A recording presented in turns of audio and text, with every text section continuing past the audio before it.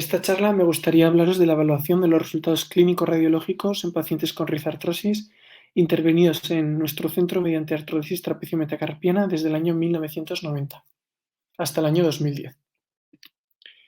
Para ello vamos a seguir el siguiente índice, un breve resumen de la técnica quirúrgica, el diseño del estudio y reclutamiento de los participantes, la metodología, datos generales, resultados funcionales radiológicos y unas conclusiones finales.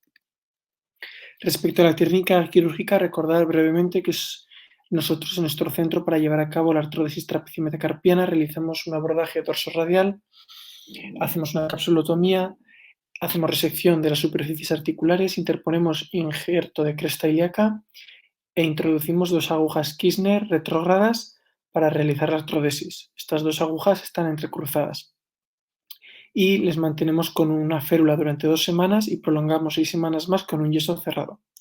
La posición en la que dejamos el pulgar durante la cirugía es en 30-40 grados de abducción y 15-20 grados de flexión de la metacarpofalángica, como vemos en la imagen de la derecha, de forma que el pulgar quede sobre la falange media del segundo dedo. Se trata de un estudio observacional descriptivo retrospectivo en el cual revisamos desde el año 1990 hasta el año 2010 los pacientes intervenidos en nuestro centro. Para ello acudimos a los libros de quirófano hasta el año 2000 y del año 2000 en adelante a la historia clínica informatizada con previo permiso de nuestro hospital. Y nos pusimos a realizar llamadas telefónicas a cada uno de los pacientes.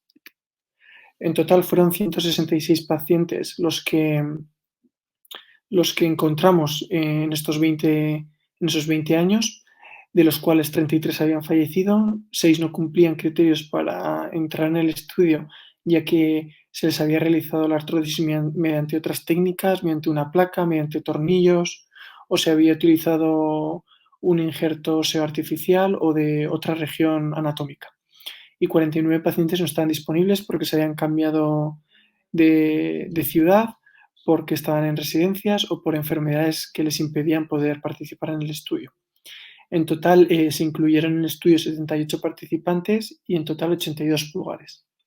57 de ellos fueron entrevistados presencialmente en una consulta y 21 de ellos entrevistados por teléfono. Los datos generales que obtuvimos de la población de estudio son los siguientes. La edad media de la población estudio fueron 54 años, el más joven 28 y el mayor 75. La edad media me refiero al año en el que se intervinieron. El tiempo de seguimiento fueron 18,8 años, un predominio de mujeres, el 85% eran mujeres, todos menos uno eran de dominancia derecha, las manos intervenidas se repartieron a 50-50 derecha e izquierda, el 83% de los pacientes cuando les hicimos la entrevista ya estaban jubilados, los pacientes describían como una demanda de su mano intervenida en la actualidad como moderada, en la mitad de los casos, un tercio de los pacientes eran fumadores cuando se intervinieron y la enfermedad asociada más frecuente a la artrodesis fue el túnel carpiano. ¿Qué actividades realizaban los pacientes cuando se intervinieron? Pues el 25% realizaba labores de hogar, un 14% trabajaba en comercios pequeños como moda, venta de alimentos, un 12% operarios de fábricas, un 10% en limpieza y en menor porcentaje restauración, secretariado y administración. Les pasamos una escala visual analógica y la media de la puntuación fue de 2,5 puntos, con una desviación estándar de 2,5. Aproximadamente el 65% de los pacientes no presentaba ningún dolor o un dolor con esfuerzos importantes o un dolor intermitente, que lo relacionaban con cambios de tiempo. La zona del pulgar que con más frecuencia les dolía, en 23% de los casos, era la articulación escafotrapecio-trapezoidea. Un 14% de los pacientes remitían dolor en la zona trapecio-metacarpiana y un 10% de los pacientes en la metacarpofalángica. Respecto a la satisfacción y reincorporación laboral, el 85% de los pacientes dijeron que sí volverían a operarse. El 86% de los pacientes, una vez operados, volvieron nuevamente a realizar su trabajo habitual. Aproximadamente el 75% de los pacientes puntuaba la apariencia externa de su dedo como excelente o buena. Les pasamos también el cuestionario QuickDAS a los pacientes con una media de una puntuación de 21,6. Y el grado de satisfacción global con la cirugía, el reposo, la rehabilitación fue de un 85%, entre excelente y buena. En estas imágenes vemos los ejercicios que les pedíamos realizar a una de nuestras pacientes intervenidas de una artrosis en la consulta. Y como vemos en las imágenes es muy difícil distinguir por la movilidad, por el rango de movilidad, qué mano es la intervenida. Esta paciente era una paciente de 62 años, trabajadora actualmente de operaria. Y en este caso la mano operada era la mano derecha.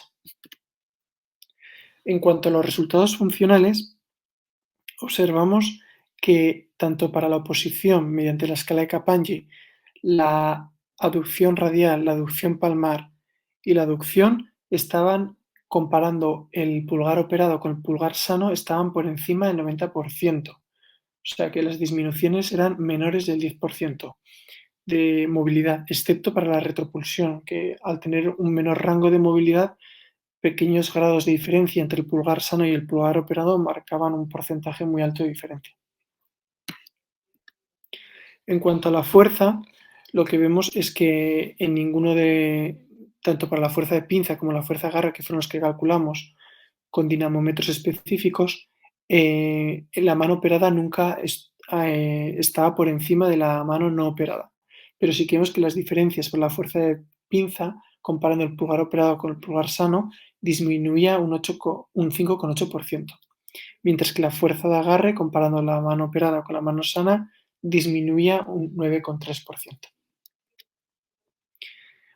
Encontramos un 6,8% de deformidades, 3 casos de hiperextensión de la metacarpofalángica y un caso de actitud fija en la aducción del pulgar.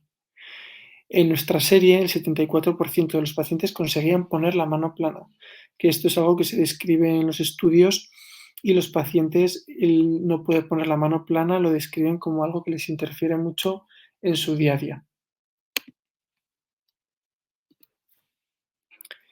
En este paciente de 60 años que trabaja actualmente en el mantenimiento, es difícil poder llegar a saber por el aspecto estético cuál es la mano intervenida. Y esto nos pasaba con frecuencia en la consulta. En este caso, la mano intervenida era la mano derecha.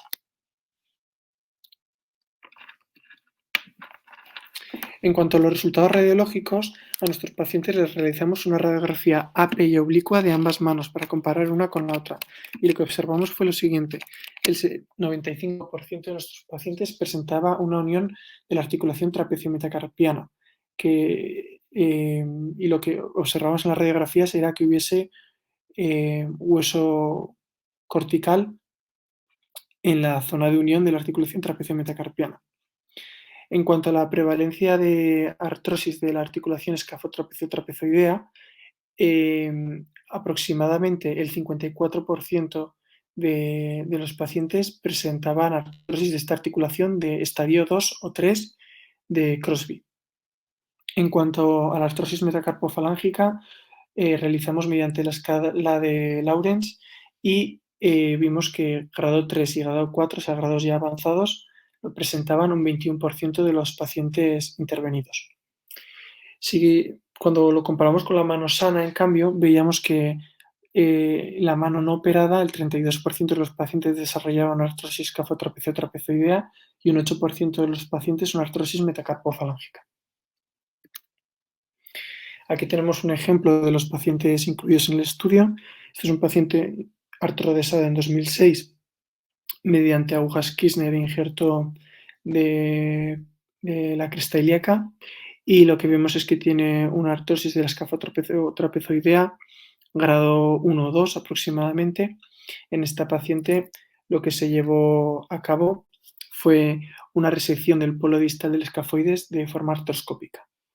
El siguiente paciente es un paciente intervenido en 2016 mediante una artrosis trapecio-metacarpiana, y lo que observamos es una artrosis escafotrapecio-trapezoidea grado 2 de Crosby y esta actualmente se está tratando con infiltraciones de glucocorticoides con buena tolerancia. Y este último paciente fue una artrodesis realizada en 2004 y que 2 años más tarde requirió una artrodesis de la articulación escafotrapezoidea. En cuanto a las complicaciones que encontramos en nuestro estudio, hubieron 10 casos de pseudoartrosis, de los cuales es importante destacar que 5 de ellos eran fumadores cuando se intervinieron, 3 de ellos no eran fumadores y 2 no lo sabemos. ¿Qué solución se les dio? Pues 7 casos se realizó una reartrodesis mediante Wachs-Kissner y hueso de cresta ilíaca. Y 3 casos actualmente están en pseudoartrosis de forma sintomática. 37 casos de nuestra muestra presentan una artrosis peritrapecial, que estos 37 casos provienen de esa artrosis radiológica. 5 casos han sido intervenidos y 9 casos sintomáticos con un EVA entre 3 y 7. De estos 5 casos, 2 han sido intervenidos mediante artrodesis y otros 3 de ellos mediante resección del polo distal del escafoides. Tuvimos 2 casos de síndrome de dolor regional complejo, un caso de neuralgia del ramo radial y un caso de dolor del injerto de cresta ilíaca. Aquí vamos a presentar 3 ejemplos de pseudoartrosis de la articulación trapecio-metacarpiana. Esta es una artrodesis de un paciente llevada a cabo en el año 2010 que continúa en pseudoartrosis de forma sintomática.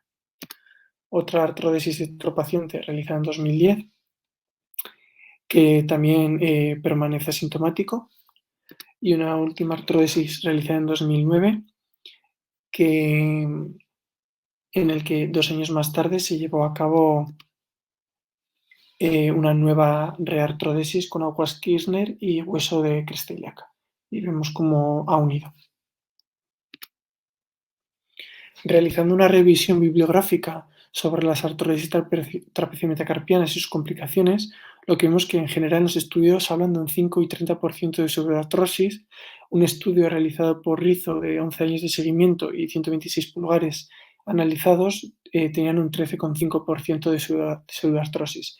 En nuestra muestra tuvimos un 12% de pseudoartrosis.